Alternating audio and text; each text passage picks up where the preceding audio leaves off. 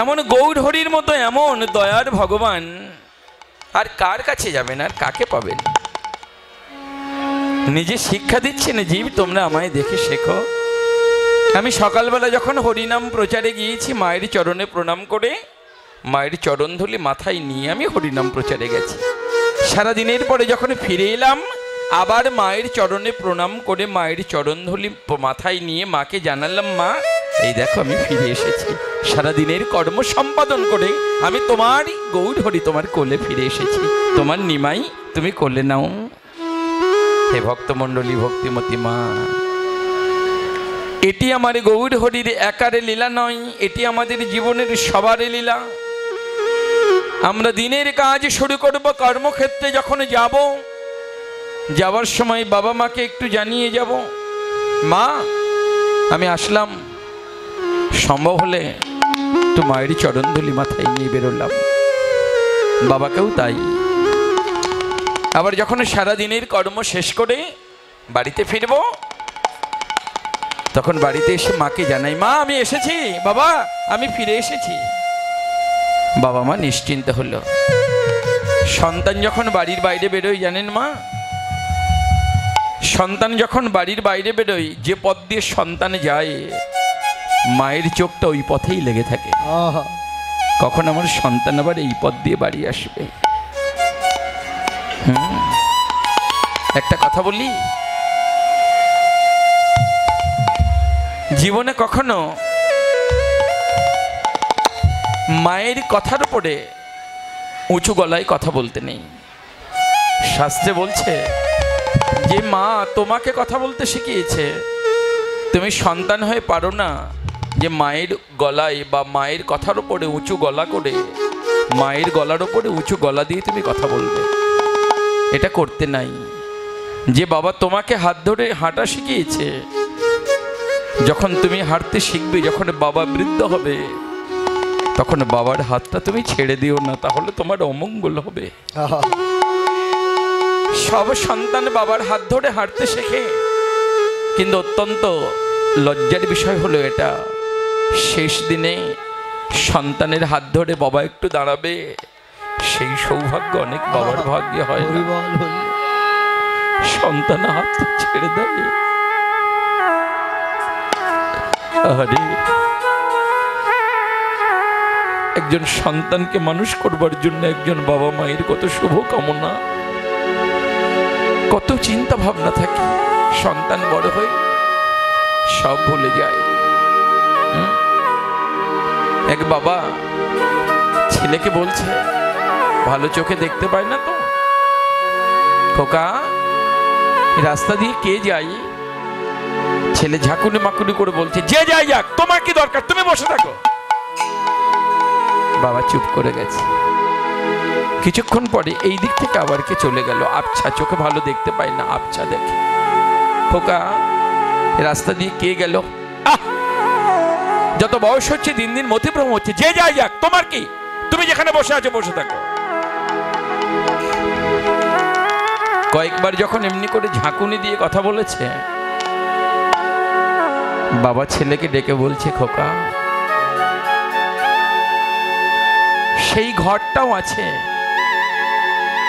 ঘরের সামনে সেই সিঁড়িটাও আছে, সিঁড়ির পাশে সেই বসার জায়গাটা আজও আছে।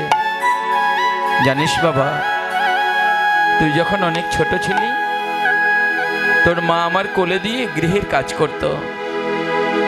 আজকের আমি তুই যেখানে বসে আছি, এখানেই আমি তোকে কোলে করে নিয়ে বসে থাকতাম। আমাদের সামনের পাঁচিলটার উপরে কত রকমের পাখি এসে বসতো, কখনো কাক, কখনো ঘুঘু, কখনো পায়রা, কত পাখি এসে বসতো। তুই তো ছোট, সব পাখি তুই চিনিস না। আমাকে জিজ্ঞাসা করতিস, বাবা ওটা কি পাখি? আমি বলতাম কাক। তুই আবার বলতিস, কাক কি? আমি বলতাম কাক একটা পাখি। আবার বলতিস, কাক কি করে? আমি বলতাম কাক কাকা করে ডাকে। তুই যত প্রশ্ন করেছিস, প্রত্যেকটা প্রশ্নের উত্তর আমি তোকে দিয়েছি, কারণ আমি উত্তর না দিলে তোর শিশু মনে ব্যথা লাগবে। তাই তোকে ব্যথা দেব না বলে তোর যত প্রশ্নের উত্তর আমি তোকে দিয়েছি। আর আজকে আমার বয়স হয়েছে, আমি চোখে দেখতে পাই না। রাস্তা দিয়ে কে হেঁটে গেল তোকে একবার জিজ্ঞাসা করেছি বলে তুই আমায় এমন করে যা।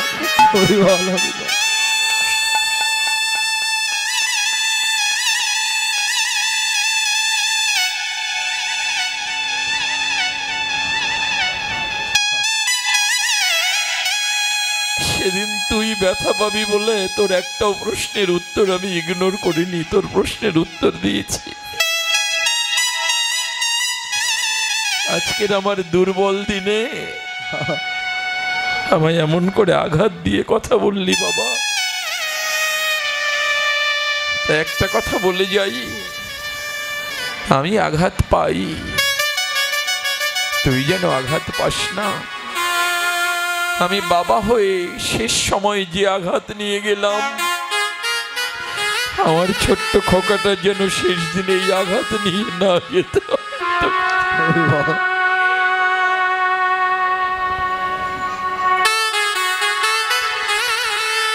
খোকারে, জীবনে প্রতিজ্ঞা করলাম আর কোনোদিন বাবা হব না আমি, আর কোনোদিন।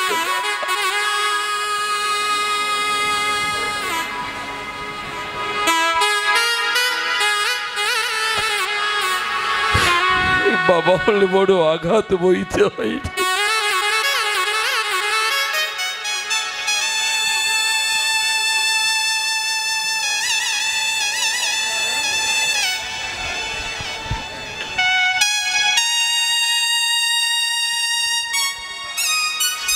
আহা, হে ভক্তমণ্ডলী, আমরা যারা এখানে সবাই সমবেত হয়েছি, যারা ভগবানের লীলারস আস্বাদন করছি, তার কৃপা পাবো বলে, তার কৃপা যদি পেতে হয় তাহলে আগে তো বাবা মাকে সম্মান করতে শিখতে হবে। এটা আমার ভগবান শিক্ষা দিয়েছেন জগৎকে। যারা তোমরা বাবাকে সম্মান করতে পারো না তারা জগৎ পিতার করুণা কোনোদিন পাবে না। যারা মাকে সম্মান করতে জানো না তারা জগৎ জননীর করুণা কোনোদিন পাবে না। আশা করো না। হরি বল। জানেন, সন্তান বাবা মাকে ফেলে দেয়, কিন্তু বাবা মা পারে না। মায়ের ভালোবাসা বাবার ভালোবাসা চিরদিন সমানই থাকে। এক বৃদ্ধাশ্রমে বাবা ছেলেকে রেখে এসছেন। বৃদ্ধাশ্রমে ছেলেকে বাবা রেখে চলে আসছেন। ছেলে চলে আসছেন, তখন বৃদ্ধাশ্রমের ম্যানেজার ওই বাবাকে ডেকে পাশে চেয়ারে বসিয়ে কথা বলছেন। হঠাৎ ছেলে তাকিয়ে দেখলো যে বৃদ্ধাশ্রমের ম্যানেজার আমার বাবাকে ডেকে পাশে চেয়ারে বসিয়ে কথা বলছেন। ব্যাপারটা কি? আমার বাবা কি তাহলে বৃদ্ধাশ্রমের ম্যানেজারকে চেনেন? কথা বলে বাবার যে রুম দেখিয়ে দিয়েছেন সেখানে চলে গেছে। চলে যাওয়ার পরে ছেলে ফিরে এসেছে। ফিরে এসে বৃদ্ধাশ্রমের ম্যানেজারকে বলছে, আচ্ছা ম্যানেজার বাবু, আপনি আমার বাবাকে কি চিনতেন? আপনি দেখলাম আমার বাবার সঙ্গে বসে চেয়ারে বসে অনেক সময় কথা বললেন। বৃদ্ধাশ্রমের ম্যানেজার তো জানে না যে ইনি ওনার ছেলে।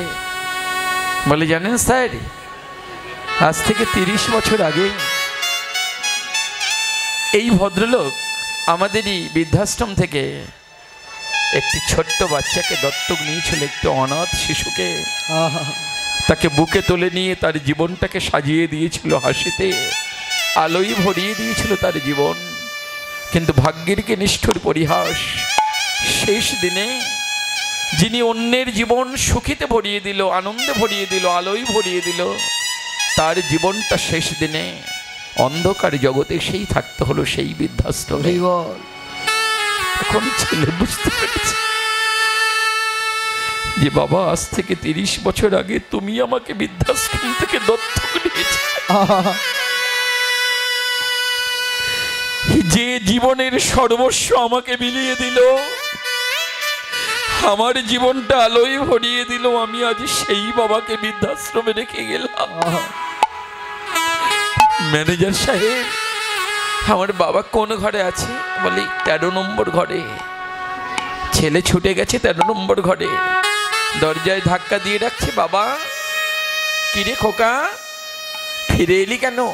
বলে বাবা দরজা খোলো, সব বলবো। দরজা খুলেছে, ছেলের পা দুটো, ছেলে বাবার পা দুটো জড়িয়ে ধরেছে। বাবা আমি আমার ভুল বুঝতে পেরেছি, আমাকে রাস্তা থেকে কুড়িয়ে নিয়ে তুমি আমার জীবনটা আলোয় ভরিয়ে দিয়েছিলে, আর আজকের তোমাকে আমি সেই অন্ধকারে রেখে গেলাম। বাবা তুমি আমায় ক্ষমা করে দাও, আমায় তুমি ক্ষমা করে দাও বাবা, আমায় তুমি ক্ষমা করে দাও।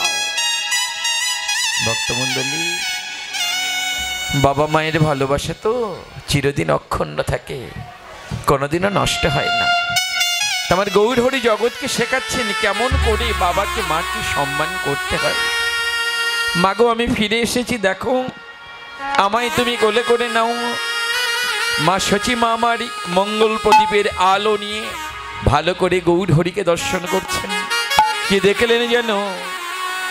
দেখে ধুলায় ধূসর অঙ্গ, আর ধুলায় ধূসর অঙ্গ, আহা গদ গদ ভাই। ধুলায় ধূসর অঙ্গ, গদ গদ ভাই। ওগো এ রাধা মোহন পদ করো তহিয়া, এ রাধা মোহন পদ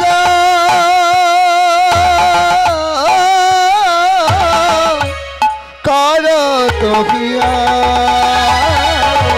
বলো কে ধুলা দিয়েছে, কে ধুলা দিয়েছে, বল কে ধুলা দিয়েছে, বল বল কে ধুলা দিয়েছে, এমন সোনার বরণী গোড়ায় অঙ্গে কে ধুলা দিয়েছে, এমন সোনার অঙ্গ গোড়া অঙ্গে কে ধুলা দিয়েছে, এমন সোনার বরণী গোড়ায় অঙ্গে কে ধুলা দিয়েছে, এমন সোনার অঙ্গ গোড়ায় অঙ্গে কে ধুলা দিয়েছে। সে তো নয়ন দিয়ে দেখে না, নয়ন দিয়ে দেখে না, নয়ন দিয়ে দেখে সে না, তো নয়ন দিয়ে দেখে না, ওরে দেখলে ধুলা দিত না রে, নয়ন দিয়ে দেখে না, দেখলে ধুলা দিত না রে, নয়ন দিয়ে দেখে না, আহা দেখলে ধুলা দিত, আহা তার কি প্রাণে দয়া নাই, ধুলা দিত না রে, আহা দেখলে ধুলা দিত না রে, আহা দেখলে ধুলা দিত না রে, আহা দেখলে ধুলা দিত না রে, আহা ধুলায় ধূসর অঙ্গ, গদ গদ ভাই। ওরে নিমাই নিমাই মা, ওরে ও নিমাই তোর সারা গায়ে এমন করে কে ধুলো দিয়েছে রে? আমি সকালবেলা যাবার সময় কত সাজিয়ে গুছিয়ে আমি নিতাইয়ের হাতে সঁপে দিলাম। নিতাই, সকালবেলা আমার নিমাইকে আমি সাজিয়ে পাঠালাম, আর সন্ধ্যাবেলা এমন করে আমার নিমাইকে তুমি ধুলো মাখিয়ে এনেছ। কে আমার নিমাইয়ের গায়ে ধুলো দিয়েছে? তুমি কি দিয়েছ?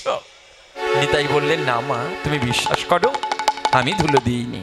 ও গদাধর তুমি? না মা। তাহলে তুমিও দাওনি? শিবাস, অদ্বৈত, তোমরা কে ধুলো দিয়েছ? বলে বিশ্বাস করো মা, আমাদের প্রাণ কোটি প্রিয়তম নিমাইয়ের গাইকে আমরা ধুলো দিতে পারি? আমরা ধুলো দিইনি। তাহলে তোমরা কেউ দাওনি? আচ্ছা তোমরা কি বলতে পারো আমার নিমাইয়ের গায়ে ধুলো এলো কি করে? সবাই চুপ, বলতে চাইছে। তখন সচিমা বুঝতে পারলেন, বলে নিমাই আমি বুঝতে পেরেছি, তোমরা আমায় না বললে কি হবে? আমি বুঝতে পেরেছি তুমি তো হরি নামের পাগল, পাগলের মতো হরি নাম করে নবদ্বীপের পথে পথে পাগলের মতো নৃত্য করতে করতে যাও। আমার মনে হয় নবদ্বীপের কোনো নরনারী বুঝি পাগল বলে ধুলা ছিটাইয়েই দিল, বুঝি পাগল বলে ধুলা ছিটাইয়ে দিল, বুঝি পাগলে বলে ধুলা ছিটাইয়ে দিল। ওরে তারি কি প্রাণে দয়া নাই রে, বুঝি পাগল বলে ধুলা ছিটাইয়ে দিল। তার কি প্রাণে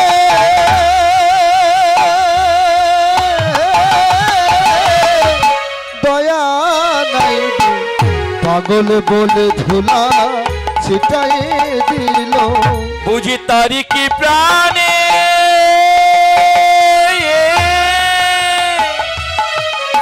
মায়া নাই রে, বুঝি পাগল বলে ধুলা ছিটাইয়ে দিল। তার কি প্রাণে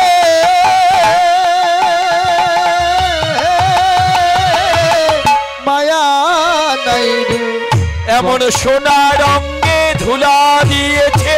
তার কি প্রাণে মায়া নাই রে, সোনার অঙ্গে ধুলা ওগো দিয়েছে। তার কি প্রাণে মায়া নাই রে, বুঝি পাগল বলে ধুলা ছিটাইয়ে দিল।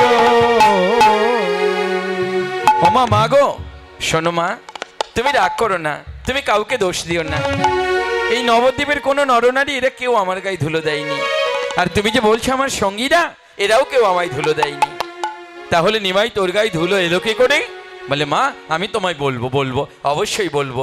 তুমি মা, তোমাকে কি মিথ্যে বলা যায়? আমি তোমায় বলবো মা, আমার গায়ে ধুলো কি করে এলো জানো মা? মা গো তবে তোমায় সত্যিটা বলি, নবদ্বীপের কোনো নরনারী নয়, আমার সঙ্গীরা নয়, আমার গায়ে ধুলো কি করে এলো জানো মা?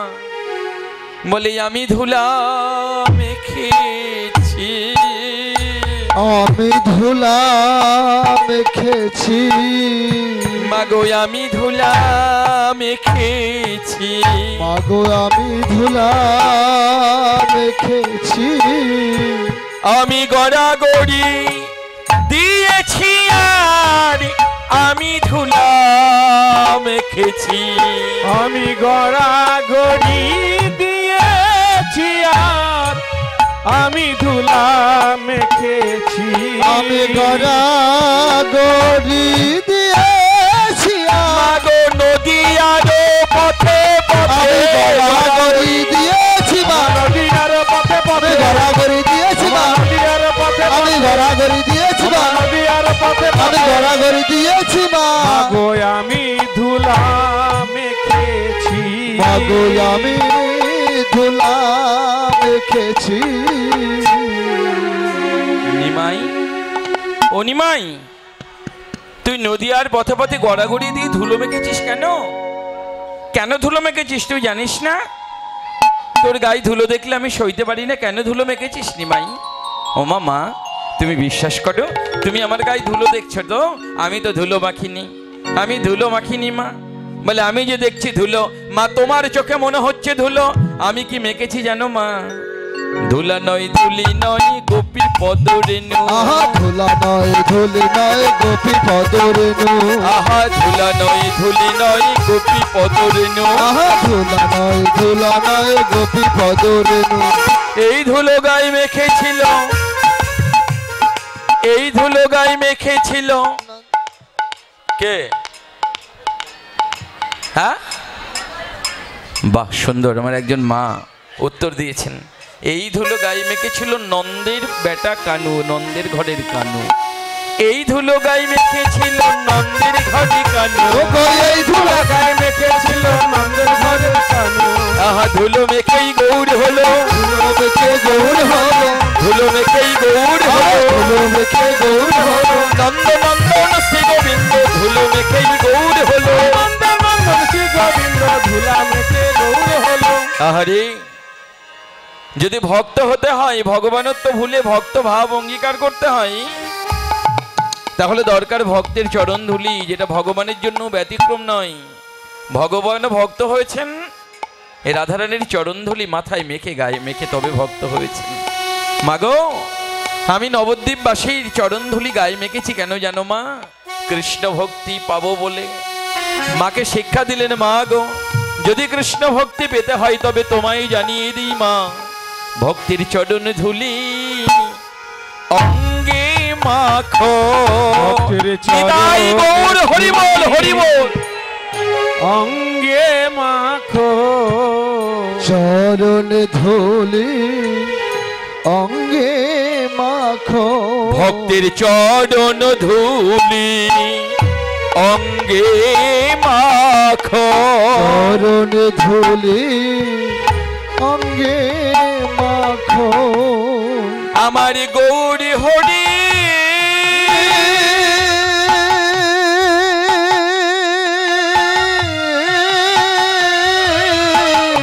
কৃপা হবে ভক্তির চরণ ধুলি অঙ্গে মাখো আমার গৌরে হরি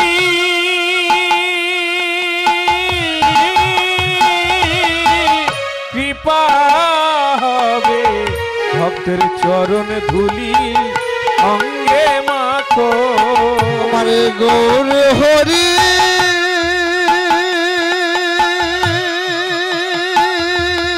আহা, হরি বল। কৃপা হবে ভক্তির চরণ ধুলি অঙ্গে মাখো আমার ব্রজনাথে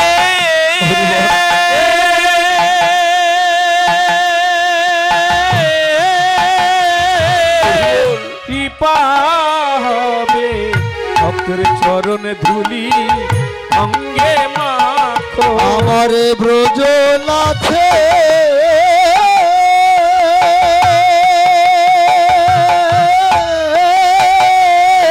হরি বল। কৃপা হবে ভক্তির চরণ ধুলি অঙ্গে মাখো আহা মাখলে ধুলা যাবে জালা আহা মাখলে ধুলা যাবে জ্বালা আহা মাখলে ধুলা যাবে জ্বালা আহা মাখলে ধুলা যাবে জ্বালা বলে অন্তে পাবে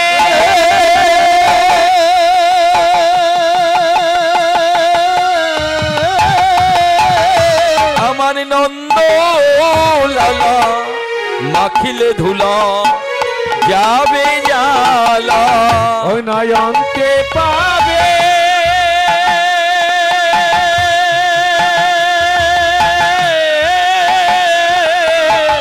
নন্দ লালা মাখলে ধুলা যাবে জ্বালা তোমার থাকবে না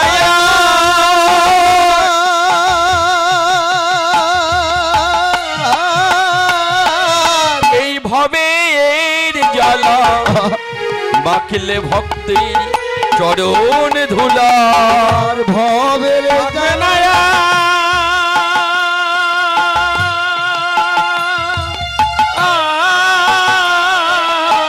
ভবের জ্বালা মাখলে ভক্তে চরণ ধুলা তুমি ব্রজে পাবে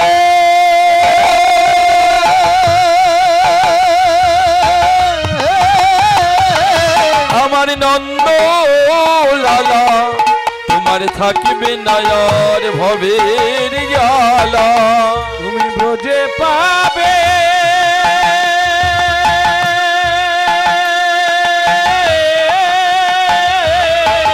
নন্দ লালা সবাই অঙ্গে মাখো ভক্তের চরণ ধুলা পাবে নন্দ লালা সবাই মাখো ভক্ত চরণ ধুলা ব্রজে পাবে নন্দ লালা সবাই মাখো ভক্তের চরণ ধুলা ও, সেদিন পারঘাটায় দাঁড়িয়ে আর কড়ির জন্য ভাবতে হবে না ভক্তমণ্ডলী আমরা যে এসেছি ভবে যেতে তো হবে পাড়ের সম্বল আর কিছু না এই ভক্তের চরণ ধুলাই হলো পাড়ের সম্বল যেদিন জীবন নদীর তীরে দাঁড়াবো আমি পাড়ে ঘাটার ওপারে যাব সেদিন পাড়ের কান্ডারি যেদিন এসে দাঁড়াবে তার কড়ি চাইবে তাকে দেবার মতো তো আমার কাছে কোনো সম্বল নাই ভব পাড়ের ওপারে যাবার জন্য একমাত্রই পাড়ের সম্বল সম্বল কি জানো পাড়ের সম্বল হলো ভক্তের চরণ ধুলি পাড়ের সম্বল হলো ভক্তের চরণ ধুলি পারের সম্বল হলো চরণ ধুলি পাড়ের সম্বল হলো ভক্তের চরণ ধুলি পারের সম্বল হলো চরণ ধুলি পারের সম্বলে হলো ভক্তের চরণ ধুলি সেদিন ভব পারে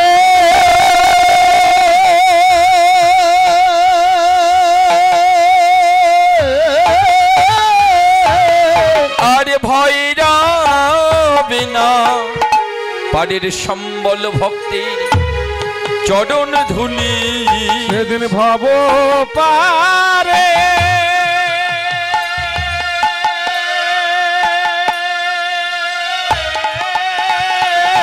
হরি বল।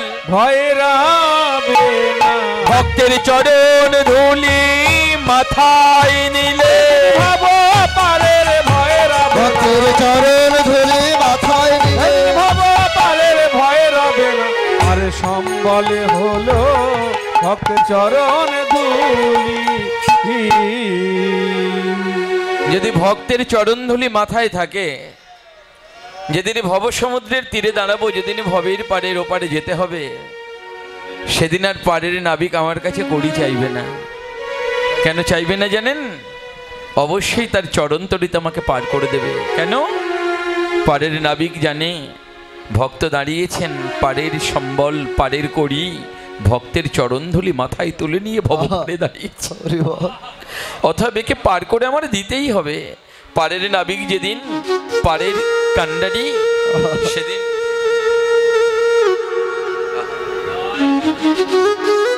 হরি বল, হরি পাড়ের বল। কড়ির জন্য আর ভবপাড়ে দাঁড়িয়ে থাকতে হবে না। ওই জন্য আমাদের শাস্ত্রে বলা আছে, পাড়ের সম্বল তুমি আগে সঞ্চয় করে রাখো। সঞ্চয় কি? যেদিন আমি ভবপাড়ের ওপারে যাব, সেই দিন আমার সঙ্গে বাড়ি গাড়ি টাকা কড়ি কিছু যাবে? কিচ্ছু যাবে না। সেদিন যাবে আমার সংস্কার, আমার কর্ম। আমি যদি ভক্তের চরণধুলি মাথায় নিয়ে দাঁড়াই, এই সংস্কার, এই সৎকর্ম আমায় ভবপাড়ের ওপারে পার করে দেবে। সেদিন কোনো বাধাই আমার কাছে বাধা থাকবে না। তাই যে ভক্তমণ্ডলী আমার গৌরহরি শিক্ষা দিচ্ছেন, মা তুমি যে আমার গায়ে ধুলো দেখছো, আমার মাথায় ধুলো দেখছো, এ তো ধুলো নয়, আমি পাড়ের সম্বল গায়ে মেখে দাঁড়িয়েছি, মাথায় তুলে নিয়েছি। এ আমার পাড়ের সম্বল। ইঙ্গিতে জীবকে শেখালেন, জীব এটা তোমাদেরই কাজ। দেখো আমি আচরণ করে শেখালাম, আচরিয়া আপনি আচরি ধর্ম অপরে শেখাও, সেই সে সিদ্ধান্ত গীতা ভাগবত গাও। আপনি আচরণ না করলে ধর্ম শেখানো না যায়। কাউকে মুখে বলে ধর্ম শেখানো যায় না, আচরণ করে শেখাতে হয়। বললেন, মা গো আমি যদি হরি বলে বাহু না তুলি জীবী তুলবে না, আমি যদি হরি বলে না কাঁদি জীবী কাঁদবে না, আমি যদি ধুলাই গড়াগড়ি না দিই জীবী গড়াগড়ি দেবে না। হরি বল, হরি বল। তাই আমি আচরণ করে শেখালাম। কেন জানো? আমি তো কলিযুগের উদ্ধারের জন্য এসেছি, আমি সবাইকে পার করব, আমি ভগবত ধামে সবাইকে পৌঁছে দেব। তাই আমি আচরণ করে জগৎকে শেখালাম। মা তো,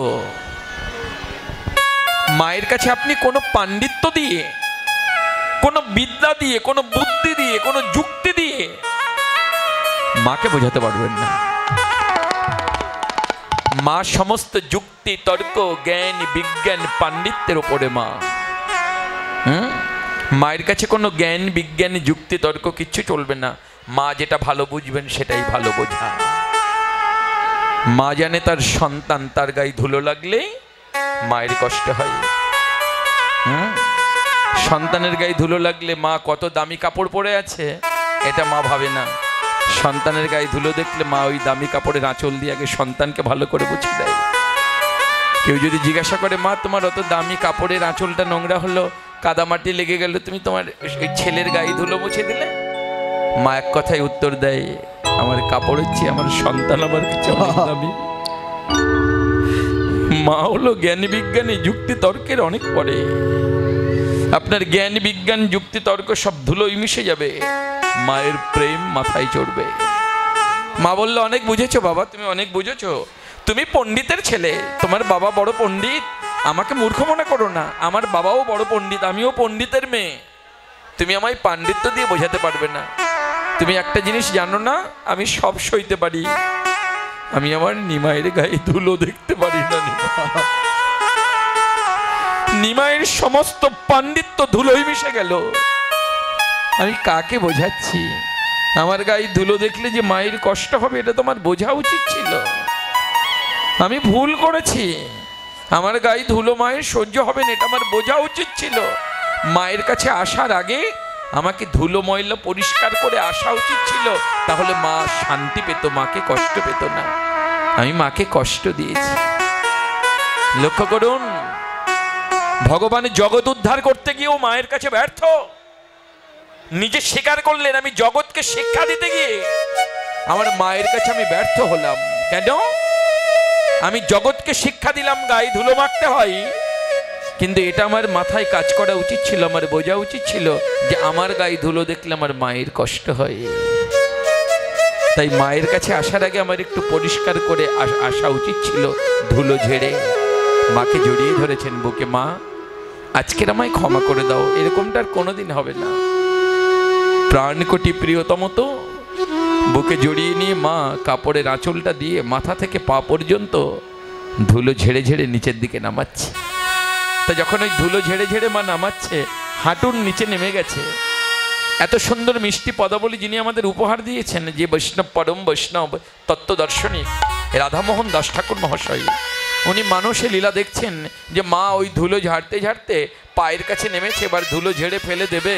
উনি মনে মনে মাকে জানাচ্ছেন, অন্তর্যামীকে মনে মনে জানিয়ে দিলেন, মা তুমি নিমাইয়ের সর্বাঙ্গের ধুলো ঝেড়ে দাও, আমি তোমায় বাধা দেব না, কারণ তোমাকে বাধা দেওয়ার কোনো অধিকার আমার নেই। তুমি তো সন্তানের ধুলো ঝেড়ে দেবেই মা। তবে একটা নিবেদন করে রাখি, একটা অনুরোধ নিবেদন, নিমাইয়ের চরণের তলায় যেটুকু ধুলো আছে ওইটুকু ধুলো তুমি ঝেড়ে ফেলে দিও না। ওই চরণ তলার ধুলোটুকু তুমি দাও, দাও আমার মাথায় দাও মা, তুমি দাও দাও আমার মাথায় দাও মা, দাও দাও আমার মাথায় দাও মা, ধুলো দাও দাও আমার মাথায় দাও মা, দাও দাও আমার মাথায় দাও মা। ওই নিমাই চাঁদে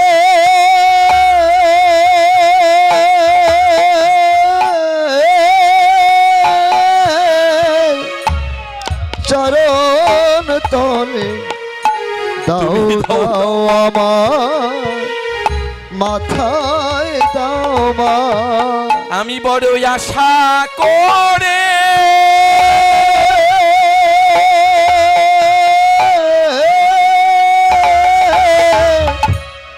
বসে আছি, দাও দাও আমার মাথায় দাও মা। আমি বড় আশা করে